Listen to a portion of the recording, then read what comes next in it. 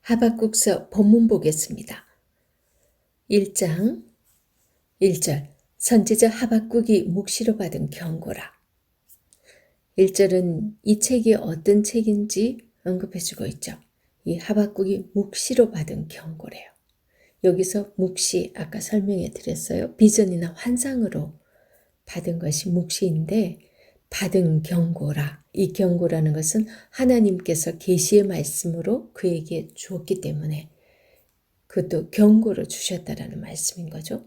그 다음 2절 여호와여 내가 부르짖어도 주께서 듣지 아니하시니 어느 때까지이리이까 내가 강포로 말미암아 외쳐도 주께서 구원하지 아니하시나이다.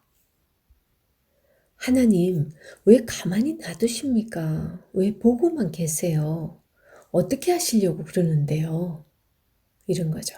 그 다음 3절 어찌하여 내게 죄악을 보게 하시며 배역을 눈으로 보게 하시나이까 겁탈과 강포가 내 앞에 있고 변론과 분쟁이 일어났나이다. 두 단어가 쌍을 이루고 있어요. 겁탈과 강포, 변론과 분쟁. 하박국이 있는 이 상황이 사회적으로 얼마나 지금 심각한 상황이 됐는지를 이런 식으로 표현하고 있습니다. 오늘날도 그런 것 같습니다. 사람이 모인 곳이면 어디나 문제들 투성입니다. 변론과 분쟁, 교회라고 예외가 아닌 듯합니다.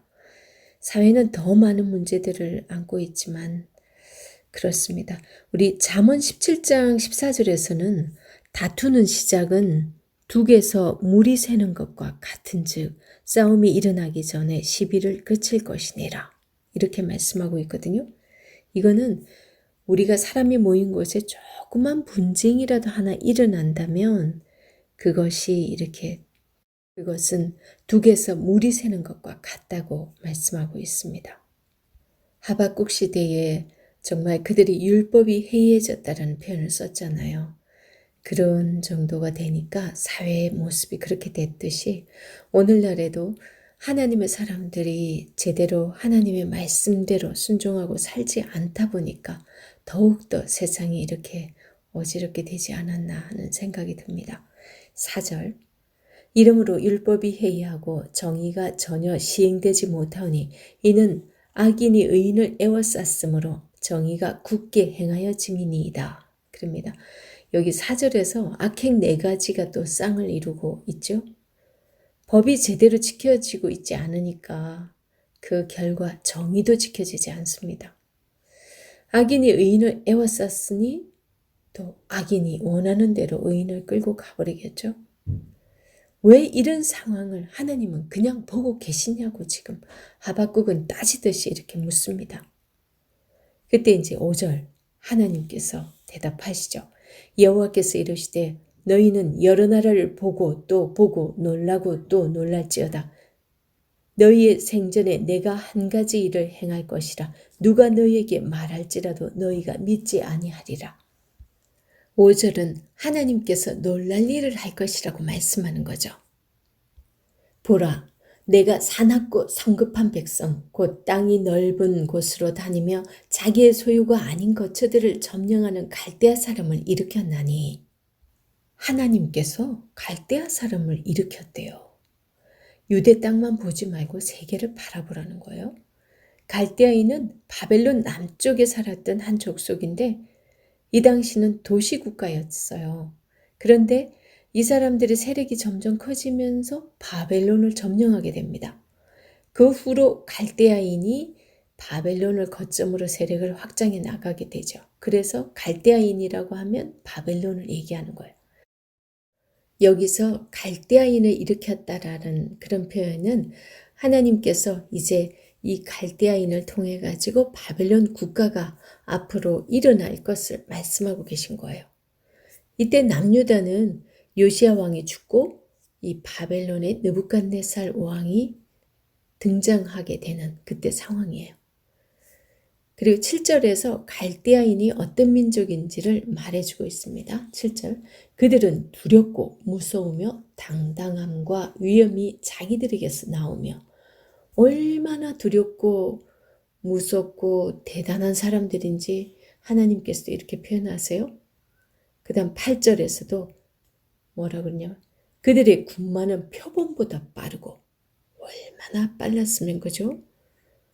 저녁 이리보다 사나우며 이건 닥치는 대로 삼키는 그런 저녁 이리는 그런 표현을 씁니다. 그 다음 그들의 마병은 먼 곳에서부터 빨리 달려오는 마병이라 마치 먹이를 움키려는 독수리의 나름과 같으리라. 마병보다 더 빠른 독수리. 이거 먹이를 움키려고 오는 독수리. 얼마나 날카롭게 그 매의 눈 이런 표현 써 들어보셨죠? 그만큼 아주 지금 완전 잡아먹을 기세로 오고 있다는 거죠. 이제 9절 보면 그들은 다 강포를 행하러 오는데 앞을 향하여 나아가며 사람을 사로잡아 모으기를 모래같이 할 것이요. 사람을 모래같이 한다. 사로잡는데 얼마나 많은 사람을 사로잡아 갈 것인가를 지금 말해주고 있죠. 그 다음에 10절. 왕들을 멸시하며 방백을 조소하며 모든 경관성들을 비웃고 흉백을 쌓아 그것을 점령할 것이라. 여기서 흉백은 이 사람 가슴 높이만큼 이 성곽 둘레에 이렇게 벽을 쌓는 건데 예루살렘 성을 점거하기 위해서 그런 식으로 한다는 거죠. 11절. 그들은 자기들의 힘을 자기들의 신으로 삼는 자들이라. 이에 바람같이 급히 몰아 지나치게 행하여 범죄하리라. 힘을 자기들의 신으로 삼는 자들이다. 자기들의 힘을 의지하니까 행하는 거라고는 범죄 행위만 하고 있겠죠. 이 하나님의 답을 듣고 놀란 이 하박국은 또다시 호소를 합니다. 그래서 12절 이하에서 이 하박국의 호소가 두 번째 이어집니다. 12절. 선지자가 이르되 여호와 나의 하나님 나의 거룩한 이시여 주께서는 만세 전부터 계시지 아니하시니까 우리가 사망에 이르지 아니하리이다. 여호와여 주께서 심판하기 위하여 그들을 두셨나이다. 반석이시여 주께서 경계하기 위하여 그들을 세우셨나이다. 첫 번째 질문에서 이 하박국은 하나님이 그렇게 갈대아인을 들어서 자기들을 치게 할 거라고 그러는 얘기를 듣고서 그냥 충격을 받아서 솔직히 하나님의 마음이나 하나님의 의도나 이런 걸 정확하게 이해하지 못했어요. 그래서 사실은 하나님께서 답변을 해주시지만 다 이해를 못했기 때문에 또 두 번째 질문을 하게 됩니다.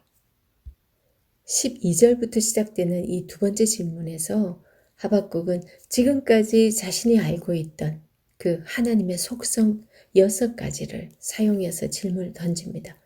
그만큼 하나님을 경외하고 신뢰하는 것을 믿고 있음을 우리는 알 수 있는데요. 여기서 중요한 것은 신뢰가 바탕이 된 질문이라는 거예요. 말라기서 같은 경우는 조금 따지듯이 하는 질문이라면 하박국서는 신뢰가 바탕이 된 질문입니다.